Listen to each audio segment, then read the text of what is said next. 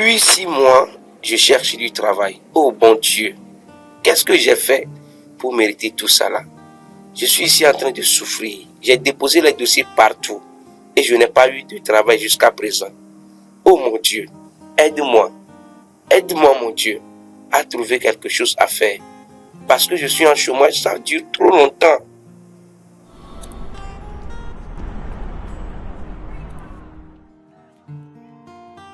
Et toi là, va dire à la serveuse de me faire sortir ces imbéciles du restaurant. Dis-leur.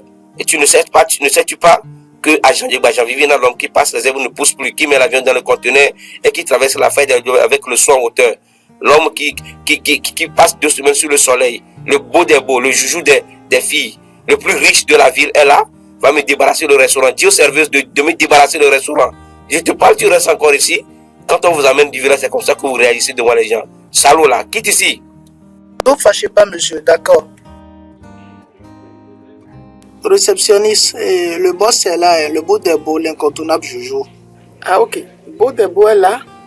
Oh, je comprends, je sais quoi faire. Oui, cher client, je vous demande humblement de libérer les lieux. Merci pour votre compréhension. Oui, c'est quoi ça? Toujours ce gars? Nous verrons comment il va finir dans ce pays. Oui, boss, vous pouvez entrer. Ce que tu devais faire avant mon arrivée, te faut-il une éternité pour faire cela? Bâtard, fils d'un bâtard. On vous a amené du village pour travailler. Et c'est comme ça que vous faites votre travail ici. C'est comme ça que vous faites votre travail ici. Ah, le beau des beaux est là. Oui, mademoiselle. Moi, c'est agent Vivina. L'homme qui passe les herbes ne pousse plus. L'homme qui met l'avion dans le conteneur et traverse la faille d'Aledio avec le seau en hauteur. Le joujou des nanas, l'incontournable. Hein? L'homme qui met l'avion dans le conteneur. À qui ai-je l'honneur? Waouh, moi c'est Esther. Mais quel joli prénom, Esther. Votre nom est à la taille de votre beauté. Vraiment, je suis très content. Je ne perds pas mon temps. Vous voyez que je suis un homme d'affaires très très occupé. Donc je vais vous épouser. Ben, dis-moi, de quoi as-tu besoin? Bon, merci pour l'opportunité. Actuellement, ma mère a besoin de 500 millions pour éponger une dette à la banque. Et mon petit frère a besoin de 70 millions pour continuer ses études à l'étranger. Et moi-même, j'ai besoin de 150 millions pour financer un projet de supermarché. Oui, Julie Esther, tu sais, ça ce n'est pas une somme importante. Vous avez dit 500 millions et puis 50 millions et puis 250 millions. En tant que l'homme le plus puissant de cette ville, le futur président de ce pays, cette somme ce n'est rien. Est-ce que vous savez ce qu'on va faire? Lundi, vous passez au bureau et puis je vous remets la somme pour que votre mère puisse payer sa dette et que votre petit frère puisse aller continuer ses études à l'étranger. Quand même, c'est moi l'homme le plus puissant de la ville, le beau des beaux, l'incontournable. Vois-tu, Esther, au début de la conversation, je vous avais parlé de mon désir de vous épouser. Et qu'en est-il de ma proposition? Oui, merci beaucoup pour votre gentillesse, beau des beaux. Mais pourquoi pas? J'accepte votre demande. Merci. Merci Esther d'avoir accepté ma proposition. Je vais te combler de bijoux, de cadeaux. Je vais te combler d'argent, de l'or, du diamant. Moi, le beau des beaux, je suis l'homme le plus heureux ce soir. Ok, merci. Beau des beaux, je vais demander à partir. Il fait tard. Merci. Oui, tout à fait. Il se fait tard. Et moi aussi, je suis un homme très occupé. Tu le sais déjà. Et j'ai aussi un rendez-vous d'affaires très important. Et normalement, je devrais te déposer dans ma limousine clinée avec tout le confort qui s'y trouve. Mais malheureusement, le temps me fait défaut. Alors, ce qu'on va faire, c'est que je vais te donner une petite somme de 500 000 francs avec laquelle tu vas faire ton déplacement. Oh, ça fait déjà 3 jours que je n'ai rien mis sur les dents. Oh, c'est difficile. Alors que mon grand frère, le beau des beaux, est immensément riche. C'est lui qui distribuait son argent aux gens. Pourquoi pas ne pas aller chez lui? Je vais faire un tour chez lui. Certainement, il volera à mon secours. Bonsoir, monsieur. S'il vous plaît, je souhaite voir votre chef. Est-ce qu'il est là? Oui, monsieur, d'accord. Et le patron est là, je viens un instant. Oui, bonsoir grand frère. Oui, bonsoir jeune frère. Comment vous allez? Et la famille? Et la maison? Oui, grand frère. Sinon, les choses ne vont pas bien. Les choses ne vont pas bien. Difficilement, il faut joindre les deux bouts. La raison pour laquelle je suis venu vous voir, si vous pouvez me soutenir un peu. Petit frère, moi je t'ai toujours dit que quand tu viens au monde, il faut te renaître. Et c'est le proverbe de nos grands-parents. Moi je t'ai toujours invité à venir adorer le vaudou avec moi. Tu as refusé. Tu vois comment tu souffres. Avec ton histoire de Jésus matin, midi, soir, tu crois que tu peux arriver à quoi que ce soit? Regardez comment tu te promènes sur la route. Tu es même sale. Regarde, tu as sali même mon tapis. Hein? Avec ton affaire de Jésus, il faut aller prendre l'argent chez ton Jésus. Moi, je ne fais pas du bénévolat ici. D'ailleurs, moi, je n'ai pas mangé. Ça fait 3 jours. Il ne faut pas venir me déranger ici. Le travail, ça ne va pas. Hein? Ok, grand frère, je préfère mourir avec Jésus que de venir adorer vaudou avec vous. Merci. Ah, je n'ai même pas besoin de ton merci. Je vais te donner 2000 francs. Tu vas quitter mon bureau. Ton merci là me fait diminuer ma bénédiction. Ok.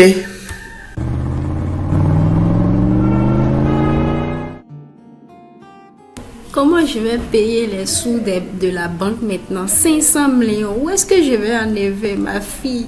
Je ne sais même pas comment je vais faire. Oui, maman, mais pourquoi tu pleures? Non, il faut cesser de pleurer. Tu t'imagines aujourd'hui, j'ai rencontré un homme appelé Bodebo, le milliardaire du pays, qui s'est proposé de payer la dette de la banque, les 500 millions, les 50 millions pour le projet de l'étude de mon petit frère et les 250 millions pour mon projet du supermarché. T'inquiète, maman, t'inquiète. Ah bon, ma chérie, tu es sûre de ce que tu dis? 500 millions, il va me payer, il va me rembourser ses dettes, tu es sûre? Je n'ai pas dit 50 millions, hein, ou bien tu me blagues. Si c'est vraiment vrai là, tu m'as soulagée, tu m'as libérée. Merci ma fille, si c'est vraiment vrai. Oui maman, oui c'est vrai, c'est vrai. Il va nous libérer de cette dette-là, il va nous sauver. Oui c'est vrai maman, t'inquiète. Ça serait la fête, ça serait la fête. Et tu le voyais vraiment, c'était un mignon garçon. Joli, mais il sentait vraiment de l'argent, je t'assure. Vraiment, ma fille, je suis remplie de joie. Nous allons faire la fête ce soir. Je suis très contente et fière de toi, ma chérie. Tu es vraiment une fille très, très impressionnante. Je suis fatiguée de cette galère. Je ne veux plus rester dans ce foyer. Je vais quitter. Je ne veux plus. Je ne veux plus. Je suis fatiguée de tous ces faux espoirs. Oui, oui chérie, qu'est-ce qu'il y a? Pourquoi tous ces cassures là? Pourquoi il y a beaucoup de choses au sol comme ça? Pourquoi ou bien c'est toi qui as cassé tout ça ou bien c'est qui? Qu'est-ce que c'est? Pourquoi cette question? Qu'est-ce que c'est? Je suis fatiguée de toutes ces choses. Je suis vraiment fatiguée. Je vais rentrer chez mes parents. Je suis fatiguée. Oh Dieu! Pourquoi tout ça? Chaud dehors, chaud à la maison. Oh, jusqu'à quand?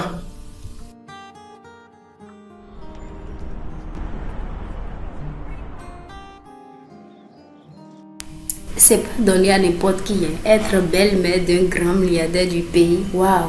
Je vais même demander à ma fille de voir son mari pour me donner 50 millions et je vais changer mes vêtements et ma location, quitter cette cabane-là et aller vivre ailleurs. Parce que je ne suis pas de n'importe quel rang maintenant, moi. Oui, Esther, comme tu le vois bien, nous sommes en plein préparatif pour notre mariage. Et je t'ai invité dans ce manoir. Et laisse-moi te dire, te parler un peu de ce manoir que j'ai acheté. J'ai dû discuter ça avec la famille royale d'Angleterre en 1992. C'était l'une de mes premières richesses que j'ai eu à acquérir. Donc, cet immense manoir regorge de vins, de richesses improbables que nos enfants hériteront bien sûr. Donc, pour le mariage, j'ai réceptionné des jets privés, toute une compagnie de jets privés. J'ai tout organisé avec les stades de football. Des artistes de renom mondial. Waouh, Bodebo, tu as acheté cette maison en concurrence avec la famille royale d'Angleterre. Non, je t'adore. Tu es quelqu'un d'important. Je te kiffe. Oui, Esther. Et en plus, tu n'as encore rien vu. Ce manoir n'est que l'une de mes plusieurs collections que je n'arrive malheureusement plus à décompter. Et après, je te ferai visiter d'autres manoirs et d'autres résidences que j'ai eu à acquérir en concurrence avec des anciens présidents des États-Unis. C'est cela qui me vaut aussi le poste actuellement, qui me pousse tout droit vers la présidence. Et avec ton mariage, je vois que tu me portes déjà bonheur. Waouh, j'ai tant à découvrir avec toi. Je suis la femme la plus heureuse du monde. Mais maman aussi a besoin de 50 millions pour changer sa garde-robe. Oui, justement, j'allais y venir. C'est comme tu m'as marché sur la langue. Sinon, avec les préparatifs aussi, je prévois lui donner quelque chose. Donc, avec ceci, je vais lui ajouter 50 millions. Ça va faire 100 millions. Au même moment, il va se préparer pour être bien présentable pendant notre mariage qui sera sans précédent dans l'histoire de tous les mariages du pays. Waouh! Merci beaucoup. Merci beaucoup.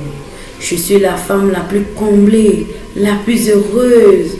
Non, j'ai eu cette grâce devant le Dieu. Merci, merci. Tu es vraiment très beau. Oui, effectivement. Après le dîner, je vais te faire visiter quelques parties de la maison avec des objets d'art de grand prix, des terrains de golf et un terrain de chasse. Oui, merci, beau des beaux. Je vous suivrai avec plaisir.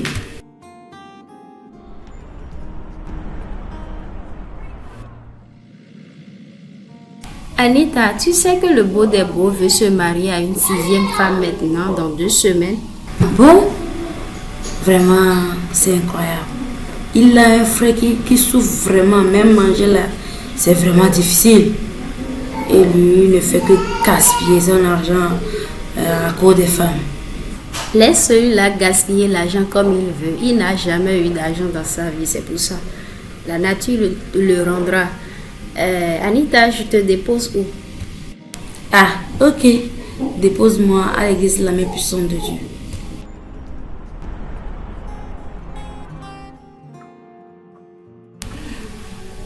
Oh mon Dieu, c'est vraiment difficile cette vie-là. Mais que faire? Je n'ai pas le choix, je supporte.